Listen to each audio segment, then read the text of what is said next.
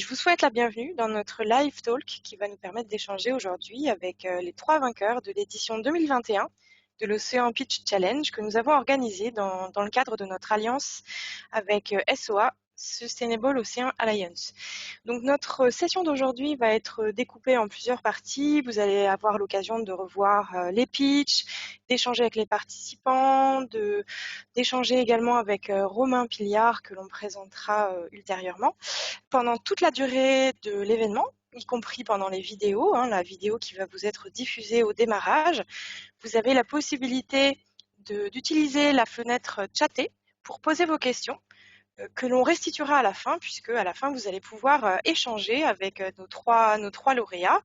Vous avez également un live chat sur l'événement LinkedIn. On va vous remettre le lien de ce live dans la fenêtre de dialogue qui vous permettra d'échanger entre vous, les participants, et de réagir, d'interagir aux propos que vous allez voir aujourd'hui.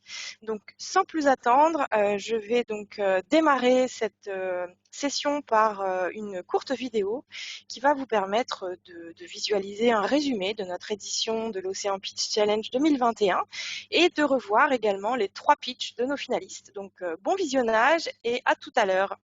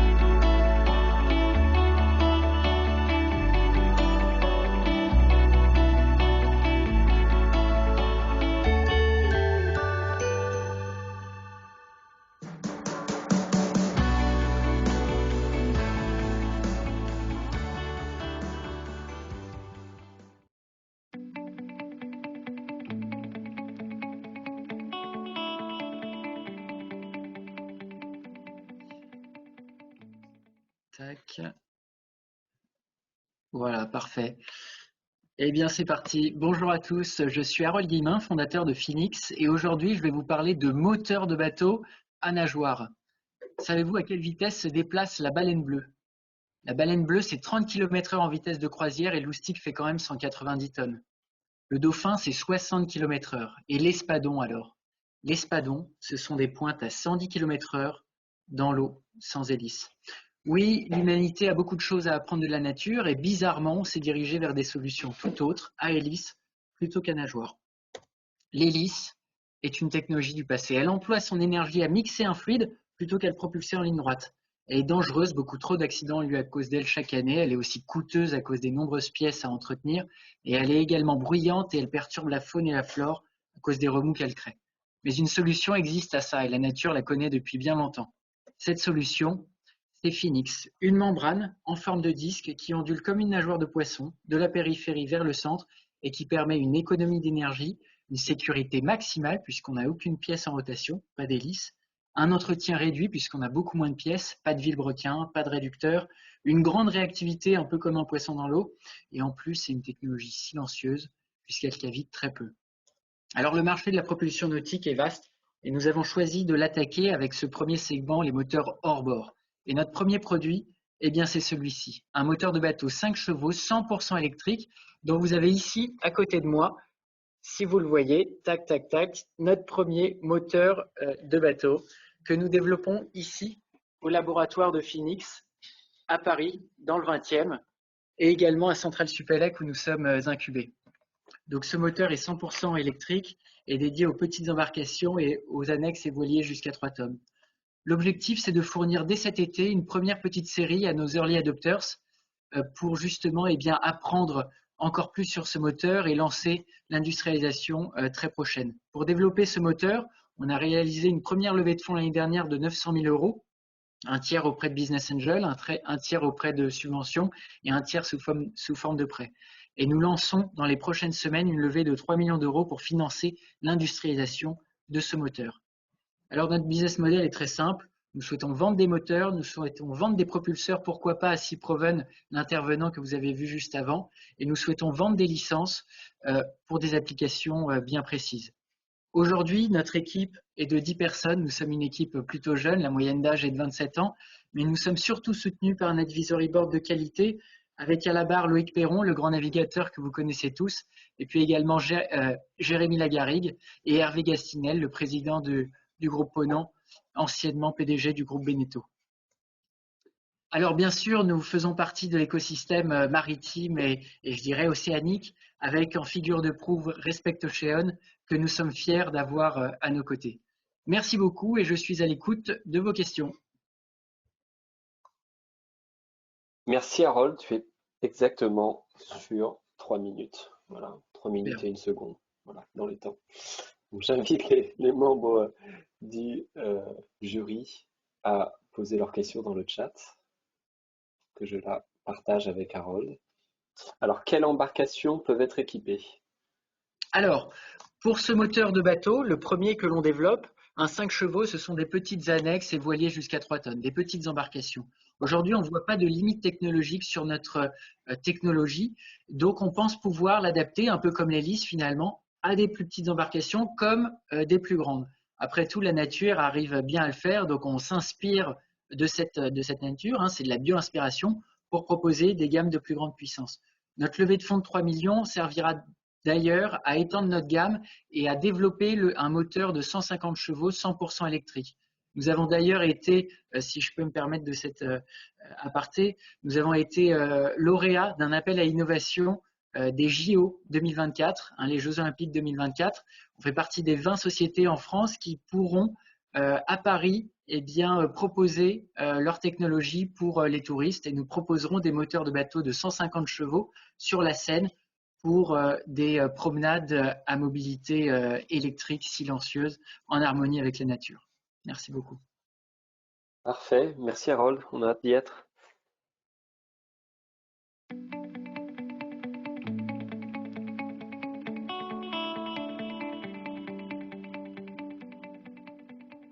On démarre quand tu veux. Ok, bonjour à tous, je m'appelle Jérémy, je suis cofondateur d'Agriloops. Alors là où il faut 7 kg d'aliments pour produire 1 kg de bœuf, il faut seulement 1,5 kg d'aliments pour produire 1 kg de poisson ou de crustacés. C'est pour ça qu'avec Romain, avec qui j'ai cofondé Agriloops, nous avons décidé de se positionner sur le secteur stratégique de l'aquaculture, en commençant par une première espèce, la crevette. Pourtant, la crevetticulture, elle est destructrice aujourd'hui. La quasi-totalité des crevettes que nous consommons proviennent de très loin. L'élevage est polluant et il a entraîné la déforestation de plus d'1,5 million d'hectares de mangroves. C'est pour ça qu'avec Agriloops, nous avons développé un nouveau moyen de production pour nous permettre de proposer une alternative. une gambasse unique qui va être produite localement, garantie jamais congelée, élevée sans antibiotiques et de manière la plus éco-responsable possible. Mais pourquoi nous nous sommes intéressés à la crevette? La crevette, c'est la première espèce aquacole élevée au monde et c'est un marché qui est estimé à plus de 20 milliards d'euros. Et aujourd'hui, ce marché, il est dominé par la crevetticulture traditionnelle, qui est en système ouvert, principalement en Asie du Sud-Est et en Amérique centrale. Mais il y a de nouveaux projets et de nouvelles technologies en système et en circuits fermés qui sont en train de se développer, avec par exemple la crevetticulture en biofloc ou la crevetticulture en clearwater. Et nous aussi, on développe un nouveau système en circuit fermé grâce à notre aquaponie en eau salée, qui nous permet d'être à la pointe en termes de contrôle sanitaire, de productivité et de durabilité. Dans les faits, on a développé un nouveau milieu de production artificielle propriétaire que l'on a associé à un nouveau process de production. Et ça nous permet pour la première fois de pouvoir faire de l'aquaponie en milieu salé. On va donc pouvoir recycler les effluents polluants de nos crevettes en fertilisant naturel pour coproduire différents fruits et légumes. Et on va aussi pouvoir économiser jusqu'à 95% d'eau, puisque l'eau, on va pouvoir l'utiliser à la fois pour la partie aquacole et pour la partie maraîchage. Depuis 2019, on travaille au sein de notre ferme pilote. Aujourd'hui, on maîtrise notre technologie et on maîtrise nos procédés et on vend nos produits. La prochaine étape, c'est le lancement en 2022 de notre démonstrateur commercial sur 1,5 hectare qui s'appelle Mangrove 1 et qui va nous permettre de produire 25 tonnes de gambas et 60 tonnes de fruits et légumes. Et l'objectif à terme, c'est l'expansion et la duplication de nos fermes autour des grandes métropoles françaises et européennes. Avec Romain, que je connais depuis une dizaine d'années, on a réussi à réunir autour de nous une équipe de 8 super profils composés d'ingénieurs et de techniciens. Et on a aussi réussi à fédérer différents soutiens qui nous accompagnent à la fois sur la partie commercialisation, mais aussi sur la partie financement. Et aujourd'hui, on est à la recherche de nouveaux partenaires, notamment de partenaires financiers, avec notre deuxième levée de fonds. Et donc, on vous invite déjà à nous poser des questions et puis à nous joindre si vous voulez en savoir plus. Merci pour votre attention. Merci beaucoup Jérémy, on est dans les temps, donc merci beaucoup. Nous allons donc maintenant laisser un membre du jury, comme pour Mallory qui a posé une question. Donc je regarde dans la fenêtre si une des questions ont été posées. Alors, il y a une question sur le type d'énergie que vous utilisez. En gros, quel type d'énergie utilisez-vous? Ok. Alors, il y a deux types. Il y a un premier type d'énergie qui est important, c'est en lien avec l'utilisation de chaleur, parce qu'en effet, on va élever des gambas. Et donc, c'est une espèce tropicale, mais on veut les élever de la manière la plus éco-responsable possible. Et donc, il y a deux manières pour nous. Premièrement, aller sur de la chaudière de biomasse associée à du solaire thermique. C'est ce qu'on va développer dans un premier temps. Et l'objectif à terme, ça va être d'aller vers de la chaleur fatale, de la récupération de chaleur qui peut provenir d'industriels, de méthaniseurs ou d'autres activités. Voilà pour l'énergie qu'on utilise pour le chauffage. Et ensuite, il y a un peu d'énergie électrique qui est utilisée pour faire tourner différentes pompes. L'objectif, c'est de travailler avec du gravitaire le plus possible pour utiliser le moins d'énergie possible. On a plusieurs autres membres du jury qui t'ont posé des questions, Jérémy, donc je les invite à prendre contact avec toi s'ils souhaitent avoir les réponses à ces questions, puisque je rappelle la règle, c'était une question par candidat.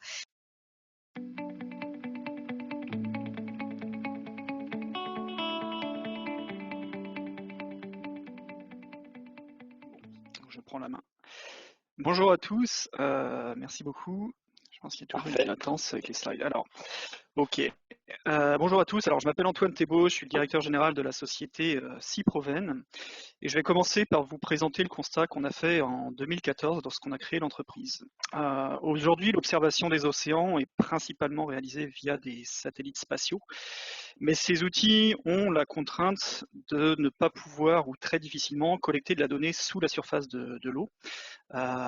Pourtant, cette donnée, qu'on appelle donnée in situ, qui va se trouver entre la surface et les fronts océaniques, est très importante pour, mieux connaître finalement cet environnement océanique qu'on connaît très peu, mais surtout deux, répondre à un certain nombre d'enjeux du XXIe siècle liés aux océans.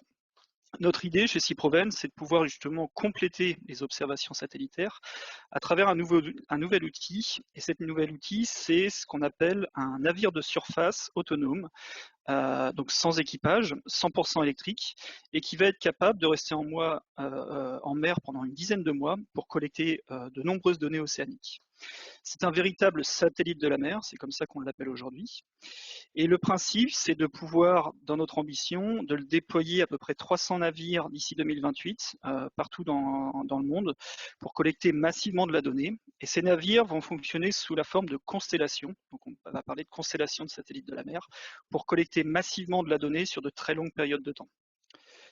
Le modèle de Cyproven n'est pas sur la vente des bateaux, mais bien sur la vente des données que nous collectons. Ces données vont être vendues à nos clients, transférées en temps réel, et nos clients vont pouvoir la télécharger via une plateforme dédiée.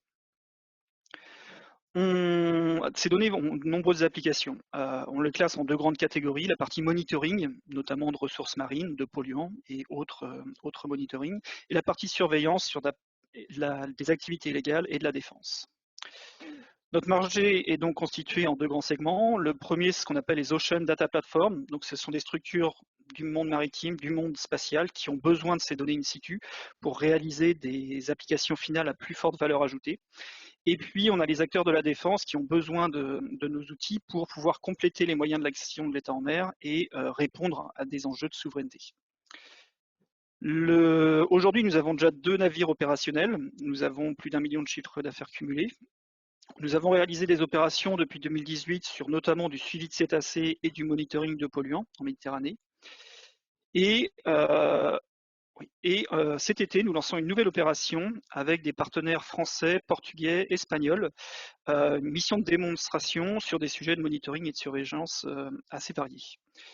Les prochaines étapes, c'est 2022 avec 2 nouvelles missions en Guyane et à La Réunion. Alors pourquoi? Parce que ça s'inscrit dans une stratégie de déploiement à l'international où notre objectif, c'est de déployer des bases Cyproven sur différents territoires ultramarins pour aller chercher ces marchés internationaux. Et en 2023, nous déploierons notre première constellation, notre première flotte de navires avec ce fonctionnement de constellation. Aujourd'hui, l'entreprise est déjà rentable et c'est un modèle qui est scalable. Nous avons prévu une levée de fonds complémentaire en 2022 pour changer d'échelle et atteindre 13,5 millions d'euros de chiffre d'affaires en 2025. Je vous remercie beaucoup de votre attention et je vous invite, comme de nombreux partenaires déjà, à nous rejoindre pour nous aider à collecter cet océan de données. Et je vous invite aussi, membres du jury, au lancement de notre prochaine mission en juillet prochain pour découvrir des bateaux et comprendre ce que nous allons faire dans cette mission dans le détail. Je vous remercie beaucoup. Merci Antoine, tu es un tout petit peu au-dessus de 3 minutes, mais ça va. J'invite en parallèle un membre du jury à laisser sa question dans le chat à droite de l'écran pour pouvoir la poser à Antoine. Alors, on a une question d'un membre du jury sur comment est piloté le drone. Tu peux nous en dire un peu plus là-dessus, Antoine, s'il te plaît? Alors, oui, en effet, les aspects drone, en fait, on a 2 notions d'autonomie sur le navire. Il y a l'aspect autonomie énergétique, j'en ai parlé, 100% électrique, et autonomie décisionnelle. En fait, l'idée, c'est que ce sont des navires dans lesquels on va charger une route en fonction des données qu'on veut collecter, et ils vont eux-mêmes suivre cette route et également prendre en compte un certain nombre de paramètres de leur environnement pour pouvoir naviguer en toute sécurité, notamment par exemple le trafic maritime. Et donc ils vont calculer eux-mêmes finalement ces changements de trajectoire en fonction des données environnementales qu'ils vont pouvoir collecter. Voilà. Après on pourrait rentrer dans le détail plus technique, mais ça permet de répondre à la question de manière globale. Parfait, merci Antoine, à bientôt. Voilà donc pour la vidéo et pour les pitchs. Donc je vais maintenant inviter nos 3 lauréats à brancher leur micro et leur webcam. Nous allons maintenant passer à la session d'échange. Donc vous avez la possibilité de commencer à écrire vos questions dans la fenêtre de chat afin que vos questions soient restituées dans la 3e partie de notre événement. Donc Harold, Jérémy et Antoine, je vous invite maintenant à ouvrir votre webcam et votre micro. Donc le micro c'est bon. Donc à brancher votre webcam afin que nos participants d'aujourd'hui puissent vous voir. En attendant, je vais donc commencer par la première question. Pour Harold. Harold, est-ce que tu peux nous expliquer ce qui s'est passé pour toi depuis la finale? Quelles sont les retombées éventuelles qu'il y a eu depuis ton prix? Voilà. Merci Aurélie, bonjour à tous. Eh bien, écoute, pas mal de choses depuis ce concours. On a eu une belle visibilité grâce à Change Now avec un pitch qu'on a pu faire qui était intéressant. Et puis au niveau également de Bismart, on a pu faire une présentation de notre solution. Donc en fait, ça nous a amené à peu près 3-4 investisseurs qui sont intéressés pour notre levée de fonds actuelle, les 3 millions d'euros que l'on recherche d'ici les prochains mois. Et puis au niveau international aussi, parce qu'on a eu, je dirais, 4 prospects intéressants en Allemagne et aux US qui sont intéressés par cette solution innovante. Donc je dirais pas mal de visibilité en règle générale avec notre communauté qui a été mobilisée, des bons encouragements aussi qui boostent finalement le projet, notre motivation. Et de la visibilité auprès des investisseurs et des prospects internationaux. Donc ça, c'était vraiment, vraiment top. Et puis, ravi aussi d'avoir eu cette préparation, le coaching, les différents prix et d'avoir pu un peu travailler avec SOA et de voir.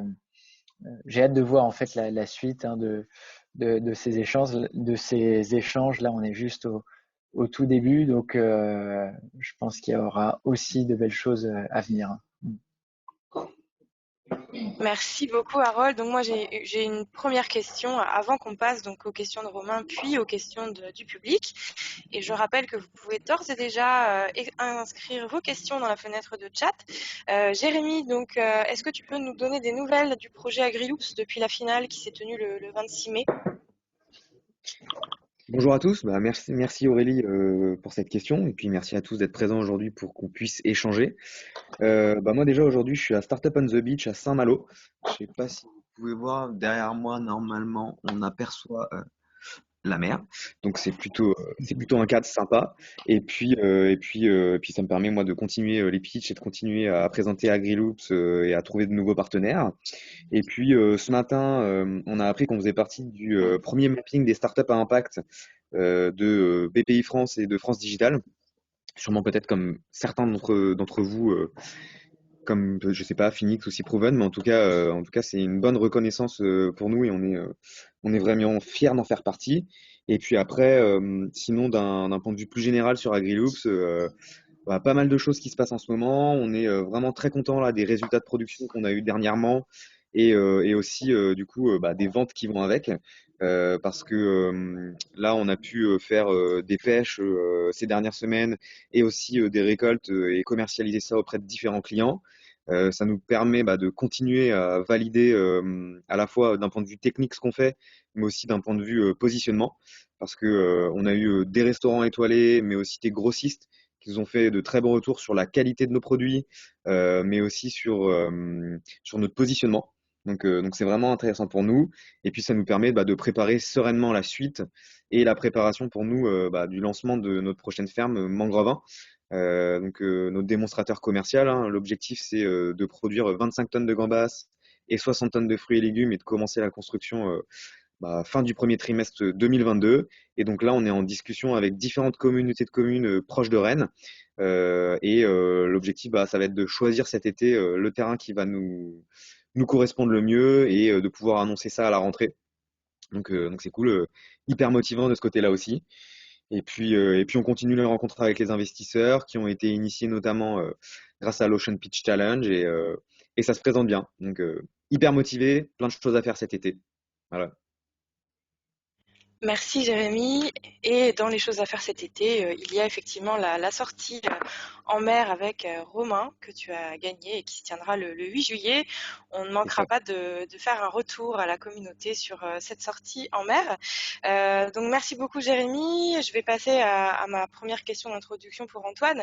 On a vu dans la vidéo du pitch que donc il y a une prochaine mission qui sera lancée en juillet. Est-ce que tu peux nous en dire un peu plus, parce que c'est vrai que le pitch n'a pas permis de donner beaucoup de détails sur cette prochaine mission. Est-ce que tu peux nous en dire un peu plus justement sur cette mission que tu as commencé à évoquer lors du pitch? Voilà. Bonjour à tous déjà. J'ai entendu la question et j'entendais tout le monde, donc c'est parfait. Super. Pour répondre à la question, alors oui, c'est le gros sujet du moment chez nous pour Cyproven, c'est qu'on prépare le lancement d'une mission là qui va démarrer fin juillet, début août. On n'a pas la date exacte encore parce qu'on a un peu de travail de préparation. Mais l'objectif de la mission, en fait, c'est de faire une mission, enfin c'est multi-mission de démonstration avec plusieurs partenaires.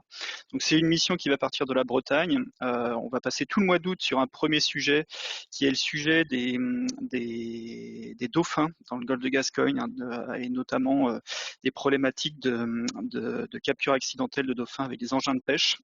Et donc notre objectif, c'est de faire une étude de comportement des animaux à proximité d'engins de pêche, justement via des outils d'acoustique passif qu'on a développés avec notre partenaire, l'Université de Toulon. Donc mieux comprendre finalement pourquoi ils se font attraper dans les filets, est-ce qu'ils arrivent à voir les filets ou pas, notamment, ça fait partie des grandes questions. Donc c'est une méthode nouvelle qu'on va expérimenter. On espère avoir des premiers résultats sur ce sujet-là après analyse dès le mois d'octobre-novembre. Et l'objectif, c'est de pouvoir finalement faire cette première mission-là pour arriver à être aussi présent sur le mois de janvier, février, mars prochain, puisque c'est souvent là qu'il y a le plus de problèmes avec ces captures accidentelles. Et donc, on prévoit sûrement de repartir en mer déjà en début d'année prochaine avec plus de moyens pour aussi traiter ce sujet-là. Donc ça, c'est le premier sujet. Et puis après, on a d'autres sujets, puisqu'on mesure de nombreux paramètres, comme je disais dans mon pitch. Et en fait, on va travailler à la fois dans les eaux françaises, mais aussi avec des partenaires portugais et espagnols, puisqu'on a une deuxième partie de mission qui va démarrer en septembre de Lisbonne. On va aller du côté de Madère, puis des Canaries. Et sur cette zone-là, en fait, on va faire différentes collectes de données sur caractérisation de l'eau, sur des niveaux de polluants qu'on peut retrouver en mer. Là aussi sur du suivi de cétacés, notamment sur un aspect, sur l'impact du whale watching sur des cétacés du côté des Canaries.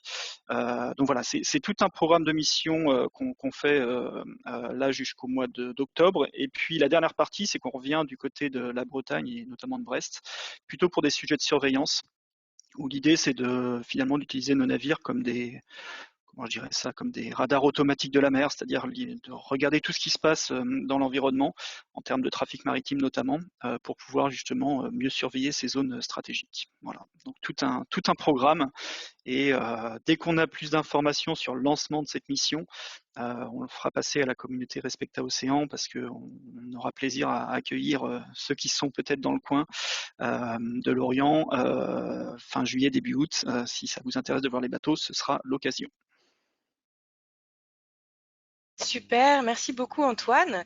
Donc nous avons parmi nous aujourd'hui donc Romain Piliard, qui est notre grand témoin aujourd'hui, qui est skipper en solitaire, promoteur de l'économie circulaire, ambassadeur de l'association Respect Océan et qui était également partenaire de notre première édition et qui a offert une demi-journée de navigation à l'équipe d'Agriloops, arrivée en deuxième position. Avant de laisser la parole à Romain, je vous propose une deuxième vidéo qui va vous permettre d'avoir un résumé du projet de Romain en vidéo. Donc on revient dans quelques instants.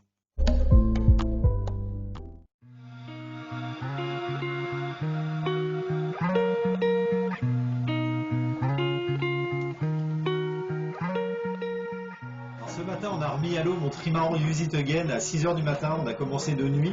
C'est tout de suite une logistique importante puisque le chantier étant dans une rivière, on a mis la plateforme, donc les 3 coques à l'eau, puis on a posé la dérive, la baume, le mât sur le bateau avant de remonter cette rivière jusqu'à l'Orient.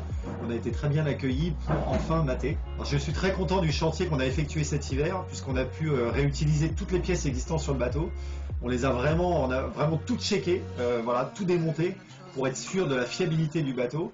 On a également vérifié aux ultrasons la coque, les coques et le mât, bien sûr. Et donc, on reste dans la philosophie du projet Use It Again, où on réemploie le maximum de pièces, on vérifie tout et on évite de les envoyer au rebut et d'acheter neuf.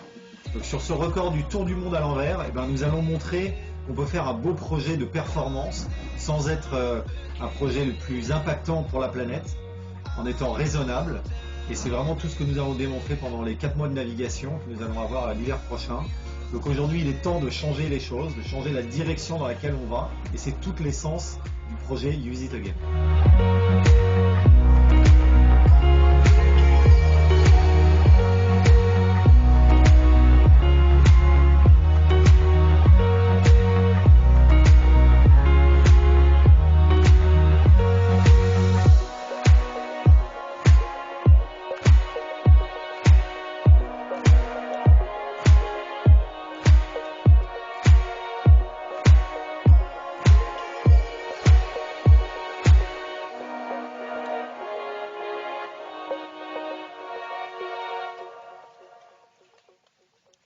Voilà pour la vidéo de Romain, donc ça fait effectivement rêver et autant les équipes d'AgriLoops que les équipes de Respect Océan, nous avons hâte d'être au 8 juillet pour partager ce moment en mer avec toi.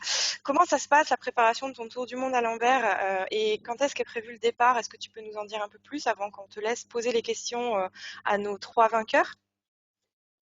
Oui, bonjour à tous, ravi de vous retrouver. Je suis vraiment content d'être avec vous, toute la communauté de Respect Océan. Alors effectivement, gros projet cette année, énorme record en perspective, alors record, tentative de record. Donc on part à l'automne puisque c'est la bonne saison la saison adéquate pour aller dans le Grand Sud, l'hémisphère sud et effectivement arriver dans l'été. Donc je pense que l'été au Cap Horn, il est un peu moins sympathique que chez nous en Bretagne. Quoique en ce moment, bon, c'est à voir. Mais en tout cas, effectivement, on part pour ce record du Tour du monde à l'envers. Donc ça veut dire qu'on part d'est en ouest contre les vents et courants dominants. Donc c'est un record qui est homologué par un organisme international, bien sûr, qui tient depuis 2004 et le détenteur est un célèbre marin, Jean-Luc Vandenende, qui a le record depuis 2004. Voilà. Donc il n'y a pas beaucoup de fous qui se sont lancés là-dessus. Il n'y a que 5 marins depuis 1895. Ça va être la première fois en multicoque. Alors, il y a eu une tentative en multicoque qui s'est finie par un chavirage au Cap Horn en 2017, je crois, malheureusement. Mais donc, voilà, c'est un défi assez incroyable. On a un très bon bateau pour ça. Je partirais pas comme ça à l'aventure dans des conditions difficiles si j'avais pas le bateau parfait. Qui est derrière moi en photo. Effectivement, c'est l'ancien trimaran d'Hélène MacArthur qu'on a reconditionné.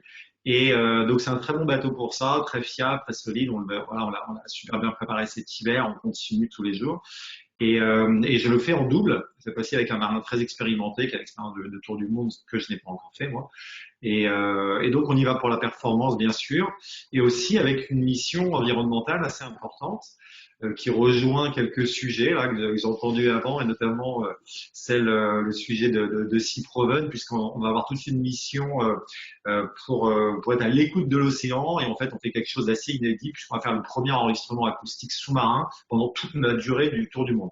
Donc on espère mettre moins de 122 jours bien sûr, mais ça fait du temps passé en mer et surtout beaucoup de milles nautiques dans des conditions dans des endroits assez inhospitaliers. C'est-à-dire qu'on va aller vers le Cap Horn, après on va remonter un peu dans le Pacifique, etc., où il n'y a pas beaucoup de monde, pas beaucoup de navires qui passent, il n'y a pas beaucoup d'informations, donc on travaille avec des acousticiens, et notamment Olivier Adam, que j'avais rencontré, Aurélie, grâce un peu à Respect Océan, tu vois, après le film sur le monde sous-marin, l'acoustique sous-marin, le monde du son sous-marin, qui était passé avant Noël, je crois, l'année dernière. Donc on est resté en contact et donc on met tout ce projet en place. C'est un peu complexe sur un trimaran de mettre des micros, etc. Mais voilà, c'est super innovant. On est très content de participer à faire mieux connaître l'océan, et on a hâte d'avoir ces infos sonores qui seront analysées par par Olivier, ses équipes, et mise à la disposition. Alors, on fera quelque chose de grand public avec un site web, justement, on pourra reprendre la trace du parcours et dessus écouter des sons de cétacés qui auront été identifiés. Donc ça, voilà, ça, il y aura un côté grand public pour comprendre un peu quelle espèce on rencontre, et sachant qu'il y a des espèces qu'on peut rencontrer, pas évidemment qu'on ne verra pas, mais qui seront très loin du bateau. Et selon les espèces et les conditions de navigation, eh ben, il y a des espèces qui pourront être détectées en étant à plusieurs dizaines de milles nautiques du bateau. Donc ça, c'est vraiment intéressant. Et donc, on mettra ces éléments, informations à disposition du grand public. Et aussi, on travaille à l'élaboration d'une plateforme internationale, donc qui sera en open source pour les scientifiques du monde entier. Voilà. Donc ça, c'est une partie très intéressante, très importante, et qui, j'espère, ne prendra pas trop de temps parce qu'on aura beaucoup de choses à faire, mais normalement on met en place des systèmes pour que tout se passe pour le mieux pendant toute la navigation. Voilà. Super, merci beaucoup Romain. Donc maintenant je vais te laisser, donc je pense que tu as des questions donc, pour nos trois lauréats, donc Ouais. je te laisse échanger avec eux et leur poser tes questions. Ouais, bah alors, il y a beaucoup de choses qui ont été dites. J'avais noté quelques questions, mais il y a pas mal de réponses que j'ai eues voilà, sur les vidéos, etc. Mais alors, on va commencer par Phoenix. Bon, voilà, donc on se connaît avec Harold. On en avait déjà échangé il y a un moment. Bravo Harold, hein, déjà d'avoir gagné ce concours, c'est bien. Bon, même si la Merci place Romain. numéro 2 est quand même la meilleure sur ce coup-ci, puis on y reviendra avec Jérémy après, évidemment, hein, mais c'est pourquoi.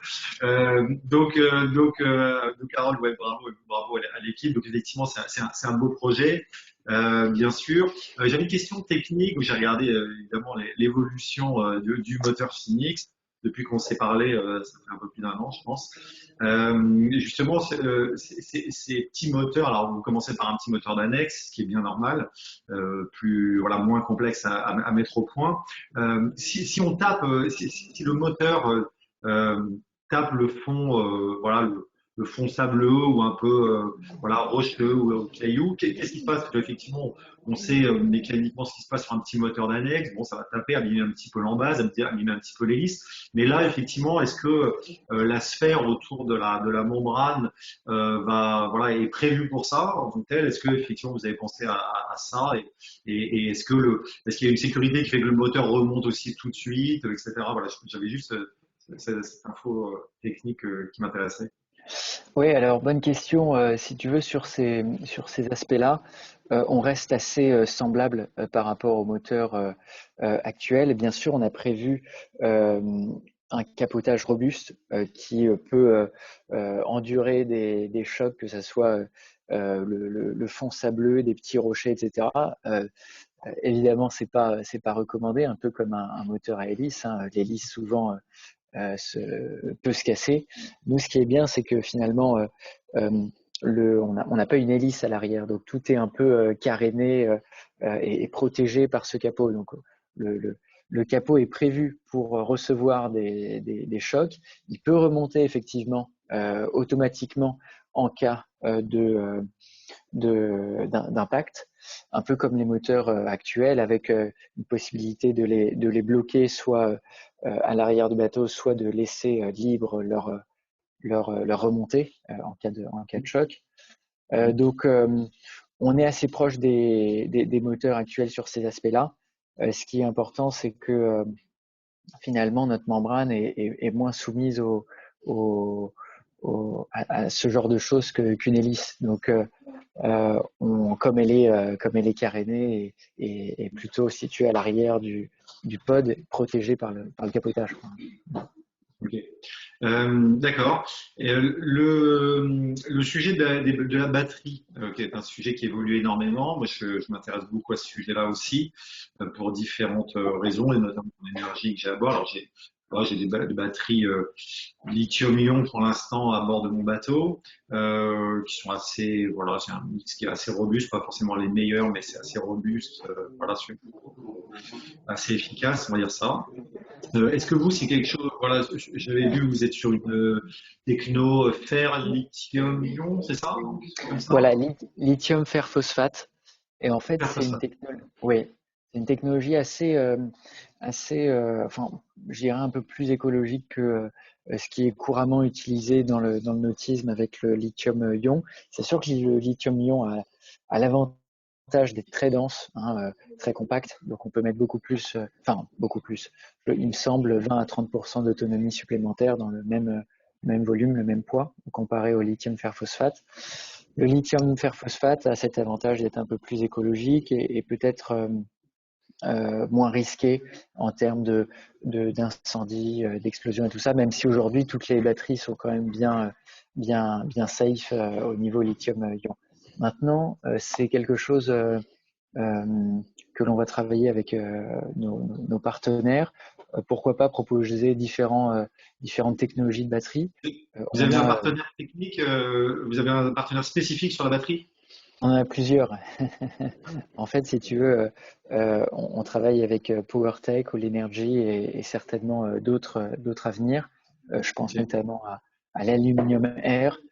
C'est une techno intéressante où là, c'est aussi très très dense. Ça marche un peu plus comme une pile, c'est-à-dire qu'il faut changer des composants de la batterie après l'utilisation, mais avec une batterie du même volume, eh bien, on peut tenir 4 ou 5 fois plus longtemps. Donc c'est intéressant pour le maritime. Donc voilà, à pousser un peu, mais on travaille avec des partenaires. L'objectif pour Phoenix, ça va pas être de réinventer la batterie, mais des super équipes le font déjà pour nous. Et bien sûr, on proposera à nos clients des batteries certainement packagées Phoenix avec de la robustesse éprouvée sur ces batteries en les ayant fait tourner sur nos moteurs plusieurs jours. Alors, tu connais mon engagement pour l'économie circulaire. Du coup, quid de la durée de vie de la batterie, quoi, surtout effectivement de la seconde vie peut-être, j'en sais rien, de l'entretien de la batterie, de la récupération de la batterie. Est-ce que vous en préoccupez? Comment ça va se passer? Alors aujourd'hui, on va plutôt s'appuyer sur nos partenaires pour gérer ce recyclage. Je sais que All Energy travaille pas mal sur le recyclage. Ils étudient comment faire pour avoir un business model un peu plus vertueux. Finalement, peut-être étudier ça sous forme de location et puis de récupération de la batterie à la fin pour l'utiliser dans les bâtiments. Tout est possible. Là, cette partie, ça sera plutôt nos partenaires qui nous aideront sur ces sujets-là. Il y a certainement de très belles choses aussi qui se font aux US et donc tout est encore possible à ce stade. Bon, on attend de voir la suite effectivement avec impatience. Ça va être un vrai sujet, en plus qui va évoluer énormément au niveau technique. Donc effectivement, je pense que vos batteries évolueront avec le temps et avec votre offre. Et heureusement, l'automobile drive aussi tout le secteur avec l'électrique, les batteries. Donc les évolutions sont rapides sur des batteries. Il reste encore du chemin pour atteindre des densités de puissance hyper intéressantes par rapport au thermique. Mais je pense que le monde va dans le bon sens là. Ouais. Bon, à suivre. Ça marche. Merci. Bon courage à toi et Phoenix. Merci beaucoup. Bon, Jérémy, salut. Envie de te y rencontrer pour l'instant. Bon, t'es un peu flou là, Saint-Malo, mais ça ira mieux à la Trinité. Oh, t'as pris ton Merkel avant de venir naviguer? Ouais, oui, il va le falloir. Je me prépare. Ça va être la première fois pour moi que je vais aller sur ce genre de bateau et même que je vais faire ce genre de navigation en mer. Donc, je suis vraiment content de pouvoir le faire avec toi, de pouvoir le faire avec Romain, l'autre cofondateur d'AgriLoops. Et je pense que ça va être vraiment une expérience dont je me rappellerai pendant longtemps. Donc, ça va être top. Écoute, on va faire en sorte que ça se passe bien, évidemment.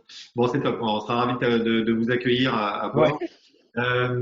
Ouais, alors effectivement, j'ai bien regardé. Moi, j'aime bien ce que vous faites. Je trouve ça m'a beaucoup intéressé parce que effectivement, d'abord il y a le défi le défi agroalimentaire auquel le monde va faire face, est en train de faire face, effectivement, avec tout le changement climatique, etc., l'augmentation de la population, et ben, plus pouvoir se nourrir de la même façon que ce qu'on faisait jusqu'à présent, on le sait bien. Donc c'est super intéressant ce que tu fais. Je connaissais un petit peu la problématique de la crevette pêchée en Asie beaucoup, renvoyée en Chine pour être dépiautée, renvoyée voilà, en Europe après, etc. Bon, une espèce de trafic absolument dingue. Donc j'espère que la solution AgriLoops va pouvoir remédier à ça. Et effectivement, le sujet, j'étais sensible également au développement en aquaponie. C'est un sujet que j'aime bien. Bon, j'en ai pas encore à bord de mon bateau, mais peut-être qu'un jour ça se fera pour effectivement être un peu plus autonome. Je suis déjà autonome en énergie, que ce soit un peu plus autonome en nourriture. Ça sera intéressant. En tout cas, c'est des sujets qui vont dans le bon sens. Donc voilà. Après, je suis pas un technicien. J'ai pas beaucoup de questions. Et puis effectivement, j'ai suivi avec attention. Moi, je voulais juste un petit peu comprendre par rapport au process que vous avez aujourd'hui. Est-ce que vous attachez, vous allez voir directement des gros acteurs de l'agroalimentaire pour qu'ils investissent chez vous peut-être, ou vous essayez vous avez d'autres étapes, quoi. Voilà, comment est-ce que vous fonctionnez pour justement aller dans votre développement en fait? Bah, bonne question, merci. C'est vrai que le financement et puis la manière dont on veut structurer notre développement, c'est une vraie question, sachant que comme on veut faire un outil de production, il y a des investissements qui sont quand même assez conséquents, puisque notre objectif, c'est de relocaliser une vraie production qui soit à grande échelle, c'est de créer une nouvelle filière. Donc, ça va nécessiter de l'aide de tous les acteurs qui souhaitent aller dans le même sens que nous. Après, nous, notre objectif, déjà d'un point de vue, d'un point de vue financement, c'est de trouver des partenaires qui comprennent ça, qui comprennent comment on est structuré, quels sont nos besoins et quels vont être nos besoins sur le long terme. Parce que l'objectif, c'est de développer un système de production, de l'implanter, mais ensuite de pouvoir le répliquer. Parce que c'est en le répliquant qu'on va avoir un vrai impact et qu'on va pouvoir faire une vraie différence et proposer des produits à plus de monde pour essayer de switcher vers un modèle plus éco-responsable. Donc c'est un vrai enjeu et donc là on est en discussion avec des fonds d'investissement qui comprennent ça, qui comprennent cette thématique-là et qui ont la capacité d'accompagner des structures comme les nôtres à la fois qui ont besoin de financement mais aussi qui ont besoin d'être accompagnés pour être aidés dans leur croissance, dans leur recrutement et sur toutes ces thématiques-là. Et après, d'un point de vue acteur du marché agroalimentaire, on essaye aussi de se reposer sur des acteurs qui ont déjà de l'expertise et qui vont nous permettre de nous faire grandir rapidement, mais qui ont envie d'aller dans le même sens que nous, quoi. C'est-à-dire que demain, comment on souhaite commercialiser nos produits, et ben, c'est en travaillant avec ces acteurs-là qui veulent relocaliser des productions, mais qui possèdent déjà la logistique, le savoir-faire, la chaîne du froid, etc. Parce que si on s'ajoutait, on va dire, ce travail de logisticien en plus, ça ferait quand même déjà beaucoup, sachant qu'on a déjà pas mal de choses à faire. Et donc, c'est pour ça qu'on essaye de trouver ces partenaires qui sont en capacité de faire ça. Et on a la chance d'être rentré en contact avec des grossistes qui, eux, aujourd'hui, souhaitent faire la même chose, c'est-à-dire aller de plus en plus vers des produits de qualité, des produits locaux et qui souhaitent trouver des partenaires comme nous pour mettre en place ce switch-là. Et donc pour nous, c'est vraiment créateur de valeur parce que ça nous permet de nous faciliter les choses sur tout ce que je disais avec la logistique, de trouver des solutions plus facilement sur du packaging, des choses comme ça. Parce que ça aussi, c'est un point qui est important pour nous. Et on n'a pas l'impression que c'est quelque chose qui a un vrai challenge, mais pour nous, ça l'est parce qu'on veut commercialiser nos produits en utilisant des packagings aussi éco-responsables, en utilisant le moins de plastique possible, voire pas du tout de plastique. Et donc du coup, ça nécessite beaucoup de recherche, beaucoup de tests, parce qu'on veut pas de plastique, mais on veut bien conserver nos produits. Et souvent, c'est très compliqué d'aller conserver du mesclin sans plastique, etc. Donc ça nous oblige à aller vers des solutions où on se dit, on va favoriser le vrac, pour pas avoir des petits plastiques où on va, enfin des petits emballages où on va mettre très peu de volume, très peu de matière et où on va mettre beaucoup de plastique. Enfin, il y a beaucoup de réflexions comme ça où les acteurs de l'agroalimentaire y ont déjà réfléchi de plus en plus sont dans une démarche qui est similaire à la nôtre. Donc c'est hyper intéressant. Et ouais, carrément, je pense qu'il y a pas mal de sujets. Bon, on aura l'occasion d'en reparler, ça va être sympa. J'ai alors je pourrais aussi te présenter des fonds. Je pense que j'en ai un ou deux en tête qui pourront peut-être être intéressés. À voir, on en reparlera. Et une question, t'as pensé à te faire parrainer par un chef cuisinier pour valider un petit peu vos produits et en parler? Ouais, bah justement, on a plusieurs chefs au fur et à mesure de la presse qui sortait sur nous, qui nous ont contactés. Et donc, du coup, bah, en fait, la semaine dernière, je suis allé chez Nicolas Briand du château d'Apigné, Les Tourelles, autour de Rennes. Enfin, le restaurant s'appelle Les Tourelles et c'est dans le château d'Apigné, qui est pas loin de Rennes. Et, euh, et en fait, lui, il nous accompagne depuis le début. Il nous fait beaucoup de retours sur nos produits pour s'améliorer d'un point de vue packaging, qualité, gustatif, etc. Et on est allé filmer chez lui deux recettes pour pouvoir les partager bah, à notre communauté. Et donc du coup, on a vraiment un vrai accompagnement. C'est hyper Ok. sympa de sa part et c'est hyper créateur de valeur pour nous. Et puis d'autres chefs, on a eu Guillaume Gomez, l'ancien chef de l'Élysée, et d'autres restaurants étoilés qui sont venus chez nous et qui nous ont accompagnés. Donc on a une vraie reconnaissance aussi d'un point de vue qualité. Et ça, c'est hyper important pour nous parce que on pense que si on veut aller vers plus de d'éco-responsabilité, il faut aussi qu'il y ait la qualité quand on fait de l'alimentaire. Ouais, carrément. Ouais, oui, que les gens se demandent pas, voilà, en fait, ça validera un petit peu la qualité effectivement du produit et les gens ne se demanderont pas ce que c'est que cette crevette du troisième millénaire, quoi. Voilà. Ouais. Ok. Ça, exactement. Ok, super. Non, bah écoute, génial, c'est Bah, une merci pour super, super projet. Puis hâte d'en reparler en juillet avec toi à bord. Ouais, à très vite. À bientôt. On a hâte Ciao. aussi. Bon, bah, Antoine, bonjour. Ravi Bonjour. d'échanger avec toi. Là, bah, bravo, bravo pour ton troisième prix à cet Ocean Pitch Challenge. Merci. Bah, effectivement, c'est un sujet que j'aime beaucoup, qui m'intéresse, le drone. On a évoqué, bah, il y a des drones. Voilà, il y a tout type de drones, bien sûr. Il y a des drones de surface, des drones sous-marins, il y a plein de choses comme ça, que ça va à plein d'utilisations pour mieux connaître notre monde. Donc, je trouve ça super intéressant. Je suis une startup, voilà, Sail Drone, que tu dois connaître à San Francisco. Ici, à la Trinité-sur-Mer, j'ai un ami qui développe aussi des drones. Voilà, tu connais peut-être cette boîte qui est là. Donc c'est un sujet qui m'intéresse, bien sûr. Tu l'as peut-être évoqué, mais je ne sais plus. Là, tu parlais de partenariat, mais vous allez commencer à commercialiser. Là, vous êtes déjà en phase de commercialisation, de vente de ces drones, ou à chaque fois, ça se fait à travers un partenariat avec ou l'armée ou un industriel. Comment ça se passe? Alors, il y a deux éléments de réponse à ça. Le premier, c'est, comme je précisais dans mon pitch, en fait, notre modèle économique n'est pas sur la vente des bateaux, mais sur la vente des données qu'on collecte. Donc, Ouais. l'idée, c'est que justement, on puisse, avec cette solution, réduire concrètement le coût d'acquisition de ces données. Et donc, en la vendant à un ou Ouais. plusieurs clients, finalement, ça va le favoriser. Et le deuxième élément de réponse, c'est que là, on est encore dans une phase où on est en démonstration. Même si on est créé depuis longtemps, c'est un projet où on a eu de la R&D assez lourde, forcément. Et on est encore en train de démontrer finalement l'intérêt de nos technologies, d'où la mission que j'ai présentée tout à l'heure rapidement. Ouais. Et dans ce cadre-là, en fait, c'est un modèle un peu mixte, c'est-à-dire qu'on vend de la donnée pour certaines structures clientes qui sont intéressées par l'analyse. Et puis on a aussi encore des contacts qui achètent du service en mer, c'est-à-dire qui veulent voilà, traiter un sujet particulier et qui veulent une information particulière ou tester des technologies particulières. Donc on est encore dans ce modèle un peu hybride, mais à terme, l'objectif, c'est vraiment de vendre la donnée et c'est ça notre modèle économique.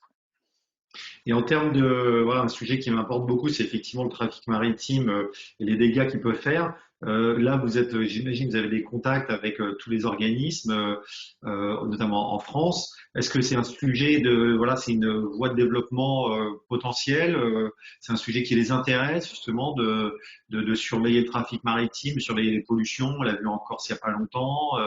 Voilà, il y avait encore un problème à l'entrée de la Manche, voilà, il y a quelques semaines. Est-ce Ouais. que ça, c'est un gros sujet? Oui, alors c'est un très gros sujet où on est mobilisé par plusieurs acteurs. Alors un des sujets qui nous tire aujourd'hui, c'est justement l'impact des pollutions sonores sur les écosystèmes quand il y a du trafic maritime assez fort. Et dans les expériences qu'on a eues l'année dernière, notamment, on a eu la chance, nous, quelque part, de pouvoir mener une partie de nos missions pendant le confinement de 2020. Donc Oui, quand le monde était arrêté, enfin en tout cas oui, la France en avril-mai dernier, enfin pas dernier 2020. Et en fait, l'idée c'était de pouvoir justement mesurer l'impact de ces pollutions sonores sur les écosystèmes. Et on a vu des choses assez incroyables. C'est-à-dire que par exemple, on a fait une partie de la mission dans les calanques de Marseille. Et en fait, on a vu de la vie. Alors que d'habitude, il y a un trafic maritime intense. C'est des falaises en calcaire en plus qui résonnent pas mal. Donc finalement, tous les cétacés ont tendance à passer, mais ils ne restent pas vraiment. Or là, on était, nous, tout seuls dans la zone, à écouter ce qui se passait, et les animaux étaient là, sereins, ouais, passaient des jours entiers sur place, donc retrouvaient finalement des endroits où, voilà, bénéfiques pour eux, puisqu'il y avait des ressources aussi pour eux. ouais. Et retour enfin, après le déconfinement, on voit que ces zones redeviennent polluées d'un point de vue sonore, et les animaux s'en vont. Donc finalement, voilà, c'est aussi des choses comme ça qu'on essaye d'identifier et de remonter, parce qu'il faut alerter aussi sur ces sujets-là. Le sujet des pollutions sonores n'est pas encore très connu, et pourtant il a un impact énorme sur les animaux, et notamment les cétacés, mais pas que, hein, parce que beaucoup d'animaux marins utilisent le son pour chasser, pour communiquer, pour sociabiliser, pour tout un tas de choses. Et voilà, ça fait partie des sujets qu'on travaille prioritairement, mais on a d'autres sujets aussi sur le trafic maritime général, parce que ça génère d'autres polluants, des hydrocarbures, de la radioactivité dans certains cas. Enfin, il y a plein de choses Ouais, comme ça qu'il faut mieux mesurer pour qu'on finalement arriver à limiter ces dégâts.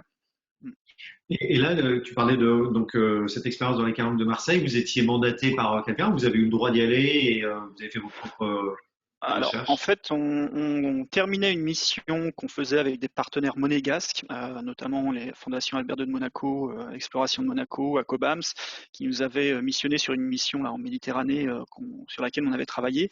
Et en fait, comme on était sur zone et que le confinement est arrivé, on s'est dit ça peut être l'opportunité d'aller regarder ce qui se passe. Donc, sous autorisation, on a réussi à aller sur zone et on a fait des mesures complémentaires justement. Donc c'est Ok. vraiment comme ça que ça s'est fait. C'était pour nous de l'opportunisme quelque part, mais Ouais. c'était vraiment tellement exceptionnel Ouais. comme situation que ça méritait d'être mesuré. Ouais. Et vous avez publié ces données ou pas? On peut Oui, oui, les on a des consulter? publications. Alors, ça a été un travail qui a été réalisé par l'Université de Toulon, notre partenaire principal là-dessus, qui a fait les analyses sonores en fait via des outils d'intelligence artificielle, puisque on collecte vraiment beaucoup de données. Hein, quand on fait ça, on a 5 hydrophones sous chaque bateau, on fait plus d'1 million d'échantillons secondes, donc c'est des gigas et des gigas de données. Et tout ça est analysé finalement par des outils d'IA, et en ressort finalement la position des animaux dans la colonne d'eau, leur trajectoire. On arrive à voir finalement leur parcours sur plusieurs heures, la façon dont ils chassent. Enfin, c'est tout ça finalement qu'on apprend. Et ça, on a des publications qu'on pourrait partager si vous voulez, à grand D'accord. plaisir. Mm. Ah ouais, c'est intéressant. Ouais, bah, effectivement, comme je te disais, ça me passionne ce sujet et je vais apporter ma petite pierre à l'édifice, Mm. effectivement, sur mon tour du monde. Alors, j'aurai qu'un micro, moi, mais et ça sera un peu perturbé par les bruits du bateau, mais Mm. bon, bah, le micro sera placé le plus en avant possible et ça devrait être intéressant. Voilà. Mm. Voilà. J'espère qu'on Et pourra pour échanger faire le sur lien peut-être avec ce que ton projet finalement, qui est très intéressant, je trouve, Romain, sur le côté reuse again, on va dire. Nous, il faut savoir que les 2 navires qu'on a aujourd'hui, en fait, on avait récupéré des coques du Charente-Maritime 2, donc qui était un bateau de course dans les années Ouais. 80 là, fin de vie, qui traînait dans un chantier depuis très longtemps du côté de La Rochelle. Donc on Bravo. a récupéré, qui sont tout carbone, donc très intéressantes pour ce qu'on fait puisque très légères, et qu'on a finalement redesigné pour nos drones. Donc c'est des coques qui étaient très très intéressantes, et dans notre logique, l'objectif c'est que les prochains navires qu'on fera seront dans cette logique-là, c'est récupérer des coques de navires de course qui sont en fin de vie, qui ne peuvent plus servir pour la course parce que finalement il y a y a voilà, une avance technologique qui se fait régulièrement et il y a beaucoup de coques qui sont dormantes dans les chantiers. Et notre objectif, c'est notamment ça aussi, parce que le carbone, aujourd'hui, on n'arrive pas vraiment à le recycler. Donc, si on peut réutiliser ces coques, c'est tout Ouais. gagnant pour tout.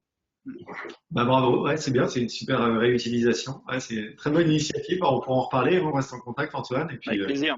des idées pour vous. Et je travaille même avec une start-up, tu vois, qui travaille sur le carbone recyclé.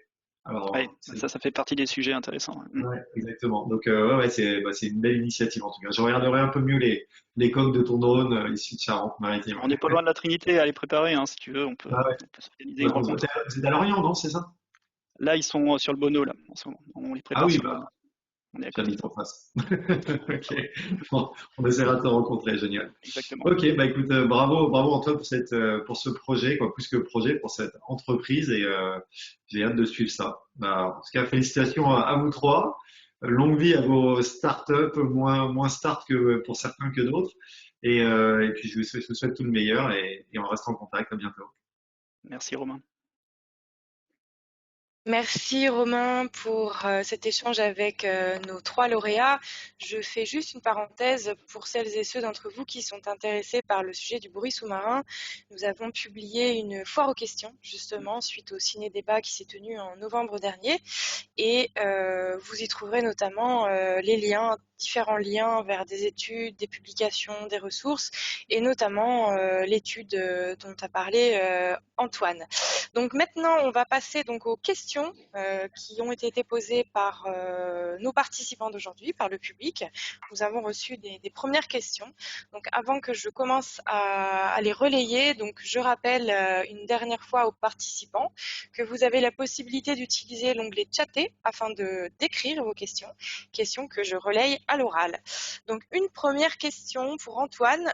Allez-vous travailler sur la problématique des orques qui interagissent avec les bateaux au large du Portugal? Ouais, alors on a été sollicité là-dessus, c'est vrai. C'est un sujet nouveau, clairement très nouveau. On ne comprend pas forcément leur comportement. La problématique qu'on a sur ce sujet, alors c'est déjà, on n'est pas forcément, on n'a pas prévu là dans la mission qu'on a, qui est déjà très complète, de passer dans la zone où il y a eu ces comportements d'orques. Donc on va pas y travailler cette fois-ci. Et puis c'est pas tout à fait nous finalement les plus pertinents pour observer ça, puisque finalement en fait le but c'est, enfin de mieux comprendre ça, c'est de pouvoir finalement observer les orques à proximité d'engins plutôt petits d'ailleurs, et leur comportement. Donc l'acoustique peut être un élément, mais c'est pas là qu'on va être le plus pertinent à l'instant T, puisque finalement ils sont à la surface de l'eau, donc ils sont visibles. Donc pour l'instant, il y a plus des notions de faire de l'observation visuelle sur ces sujets-là, pour mieux comprendre ce qui s'y passe. Même si demain on pourrait imaginer l'acoustique, mais voilà, on s'est dit qu'on n'était pas les plus pertinents à l'instant T sur ce sujet-là. D'accord, merci beaucoup. Donc une question pour Harold maintenant. Harold, il y a une question sur la stratégie de commercialisation. Est-ce que vous êtes plus sur un mode B2C ou B2B?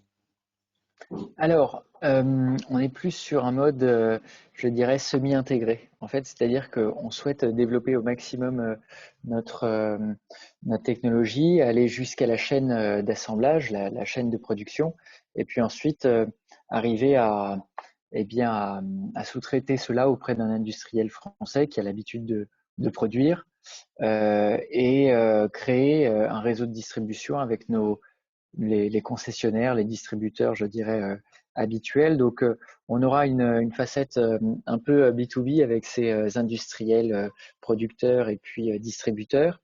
Et puis également une facette un peu B2C où on pourra vendre directement notre moteur sur notre site web lors de salons où l'on sera présent. Donc, pour le moment, un peu les deux.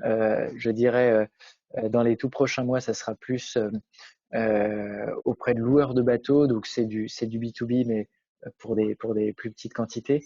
Loueurs de bateaux qui sont très intéressés par notre solution safe, électrique, facile à entretenir. Donc les deux aspects du business model. Ouais. Merci Harold. Une nouvelle question pour Antoine.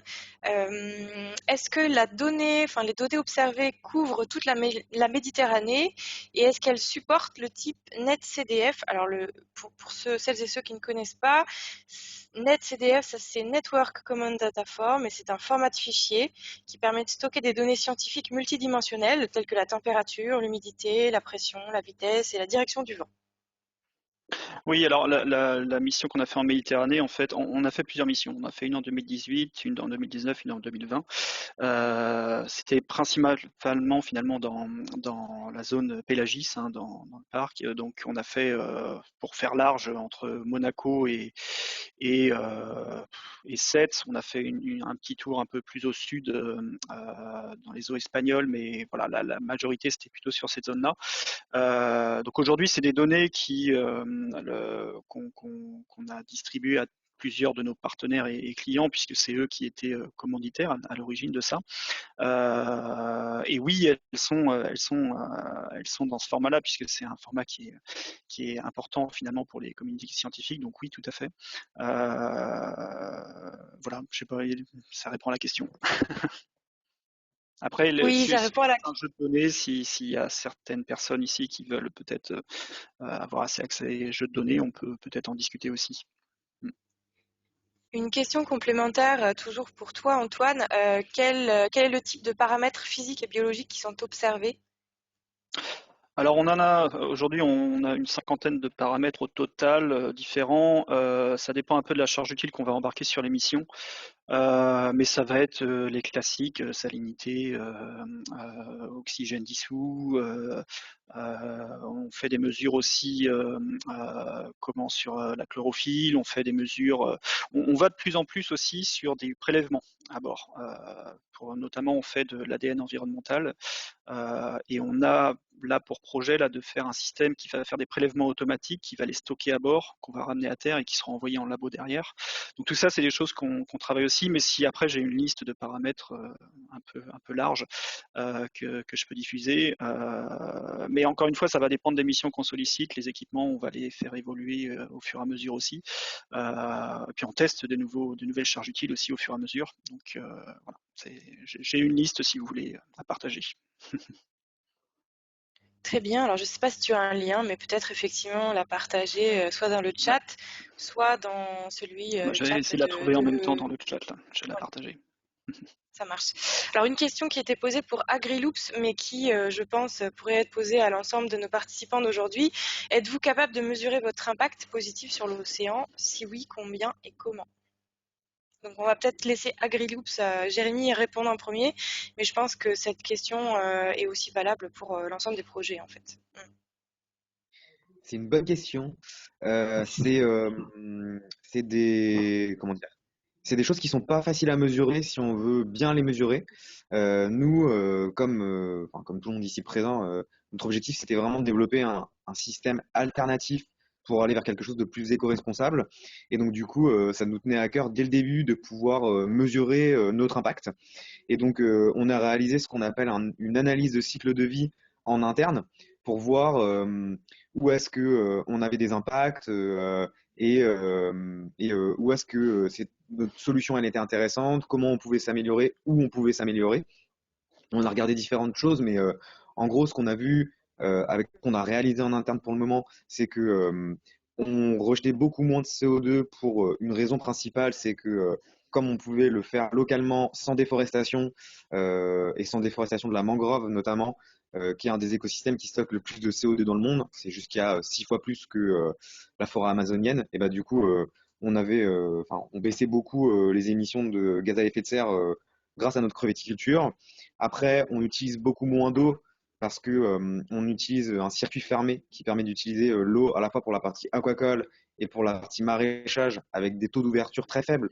Donc voilà, différentes études montrent qu'on peut utiliser jusqu'à 95% d'eau en moins. Nous, on a fait des comparaisons avec la crevetticulture, ça peut peut-être même aller au-delà de ça.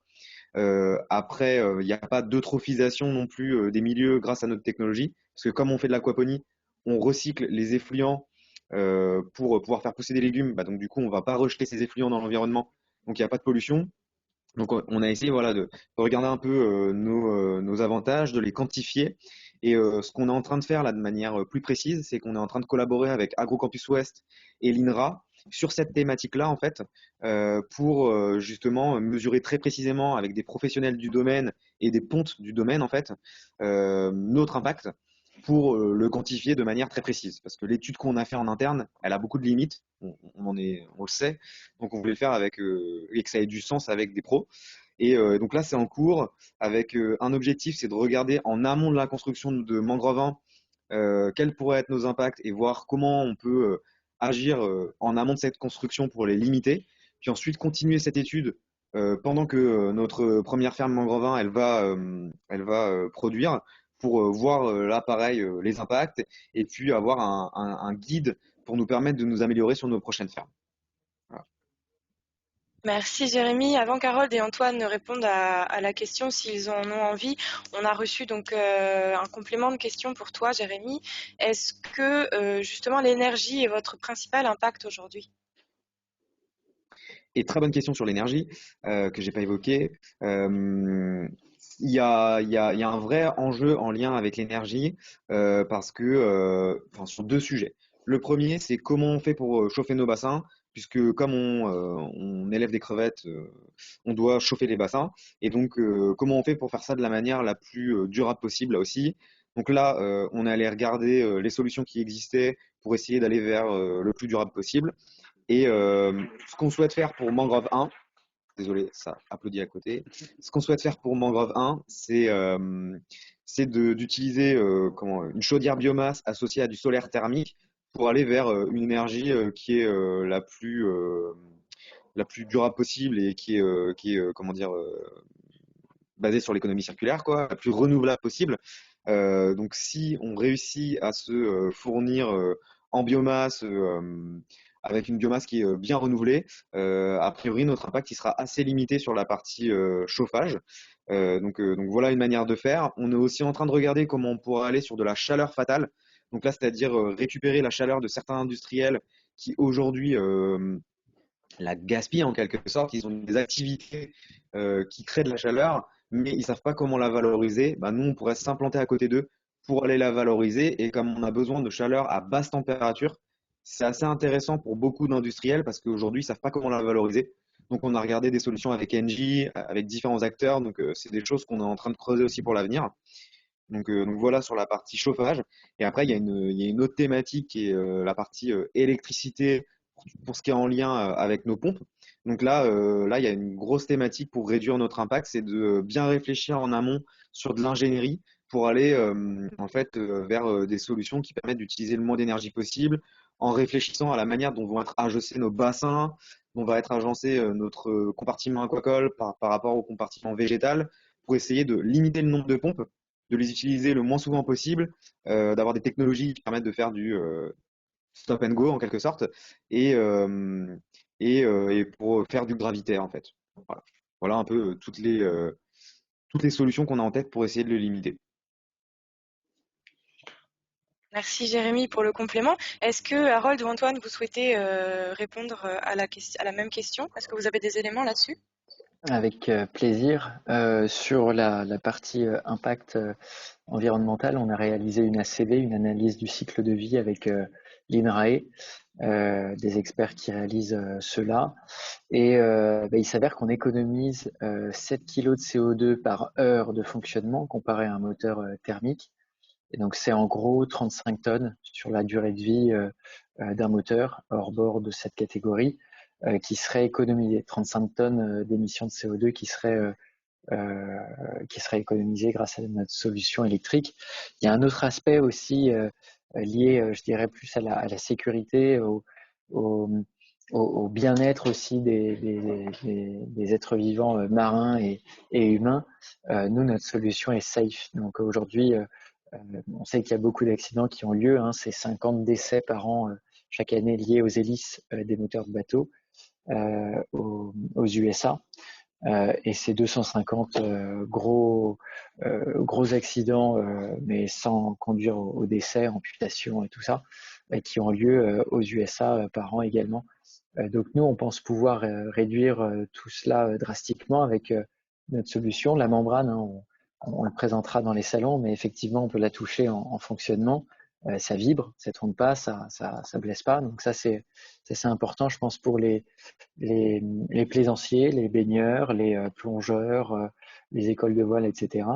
Avoir vraiment une solution safe, mais également pour le milieu marin, parce qu'il y a beaucoup de cétacés qui, eh bien, tous les ans, qui se font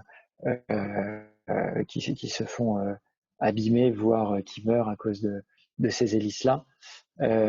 Donc, si on peut proposer des solutions innovantes comme celle-ci, eh bien, tant mieux.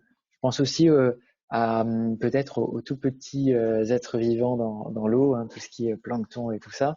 Peut-être que nous, l'histoire le dira, mais peut-être que nous, notre solution qui a beaucoup moins de vitesse élevée, hein, on n'a pas de vitesse élevée en bout de pale, nous, notre membrane cisaille beaucoup moins le fluide, et bien peut-être qu'on aura un impact réduit sur ces micro-organismes-là. Voilà. Merci Harold. Antoine, tu as des éléments à ajouter par rapport à cette question? Oui. Bah, la première chose, peut-être pour faire le lien avec ce que dit Harold, c'est que nous, typiquement, ça nous intéresse la solution de Phoenix sur nos navires parce que il y a plusieurs avantages. Il y a le bruit, qui est une contrainte forte pour nous puisqu'on fait de l'acoustique passive, donc c'est très important. L'énergie aussi nécessaire parce que pour nous, en fait, la boucle énergétique du bateau, c'est clé. En fait, c'est un sujet clé chez nous. C'est-à-dire qu'il faut qu'on soit capable de produire assez d'énergie pour la propulsion d'un navire, mais aussi pour la charge utile. Pour donner un ordre d'idée, la propulsion du navire, c'est 500 watts, donc un sèche-cheveux aujourd'hui, pour aller à une vitesse de 5 nœuds. Et finalement, on voit que la solution de Phoenix pour ce genre de système pourrait aussi très bien convenir. Donc, on discute beaucoup avec Phoenix justement de ça. Donc, on va essayer de faire des choses peut-être demain ensemble.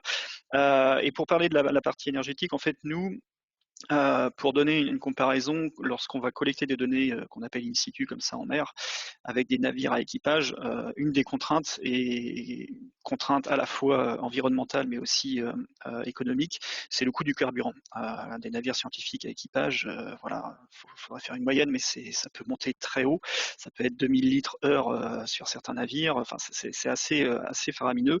Et donc les pollutions engendrées par ça sont assez énormes, alors que finalement, nous, on a une solution justement 100% électrique, on produit notre propre énergie, on est capable de rester longtemps en mer. Donc finalement, on a aussi, nous, cet impact écologique très positif dans tout ce qu'on fait. Et puis, comme je disais tout à l'heure aussi, nous, on a vraiment l'idée de réutiliser des coques existantes.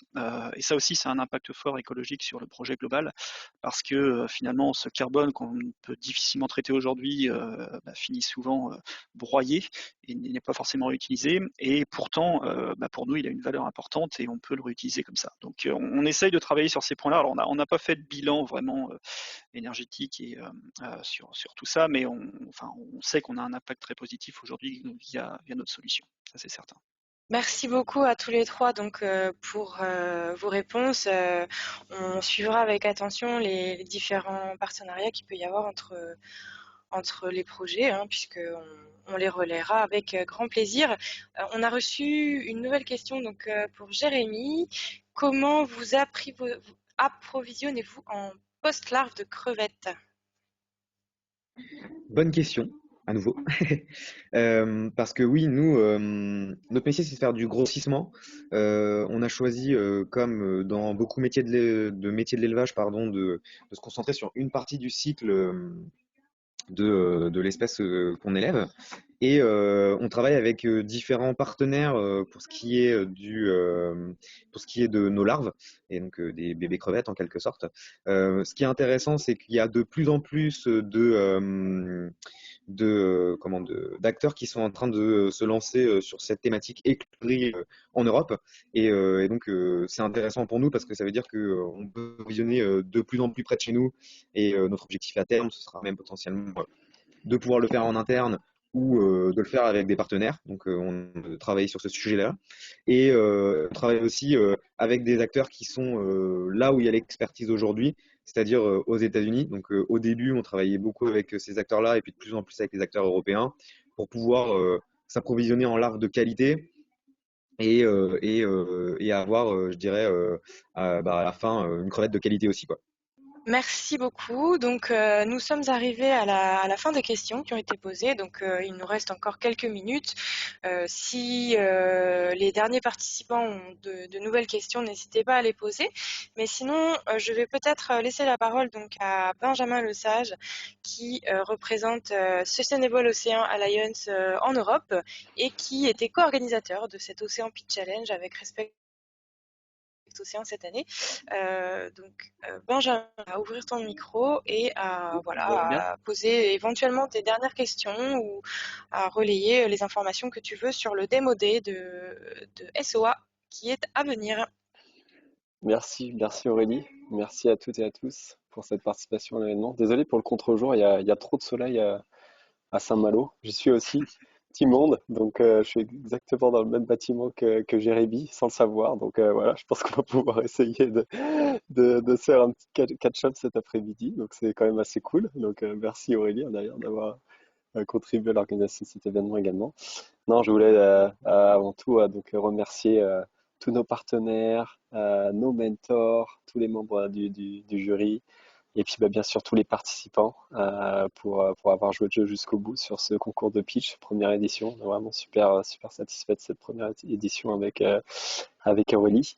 Et puis pour la partie Sustainable Ocean Alliance, donc pour celles et ceux qui seraient intéressés à en savoir plus, et puis aussi à rencontrer notre communauté de Ocean Solutionists. Donc on a notre Demo Day le 8 juillet à 5 heures, heure de Paris. Donc vous trouvez le lien pour vous inscrire sur notre page LinkedIn ou sur ma page LinkedIn aussi. Je vais la repartager de façon voilà, assez vaste. Et voilà, au plaisir de vous y voir donc, à cet événement. Encore bravo donc, à nos 3 finalistes. Et merci à toi Romain pour ton intervention et tes questions aujourd'hui. À bientôt donc. Super, merci beaucoup Benjamin. Donc le mot de la fin, juste pour vous annoncer notre dernier événement avant notre break estival. Donc nous organisons un ciné-débat le 6 juillet prochain autour du documentaire de Under the Pole, Deep Hope, le dernier refuge, sur les coraux profonds. Donc vous trouverez les liens d'inscription donc sur notre site internet, mais aussi on les relaye relativement souvent sur notre page LinkedIn. Donc merci à Romain, merci à nos 3 finalistes qui, comme l'a dit Benjamin, ont joué le jeu jusqu'au bout et se sont pliés à cet exercice d'échange en direct avec l'ensemble des participants aujourd'hui. Donc cette session a été enregistrée, elle sera mise en ligne sur une chaîne YouTube et elle sera partagée donc sur nos réseaux sociaux afin que celles et ceux qui n'ont pas pu se connecter en live puissent la réécouter après, puisque nos vidéos sur YouTube sont assez bien visionnées. Voilà, donc merci à toutes et à tous. Je vous souhaite une très belle fin de journée. Romain et Jérémy, je vous dis à bientôt, donc 8 juillet à la Trinité, rendez-vous est pris. Et on ne manquera pas de vous faire un petit reportage vidéo ou photo sur cette sortie qui risque de décoiffer, comme le dit souvent Romain. Voilà, et bien, très belle fin de journée à toutes et à tous, et on espère vous retrouver nombreux lors de notre dernier événement, le 6 juillet, autour du ciné-débat. À bientôt. Merci, au revoir. Merci Très bonne journée beaucoup, à belle tous. journée. Merci à tous, à bientôt.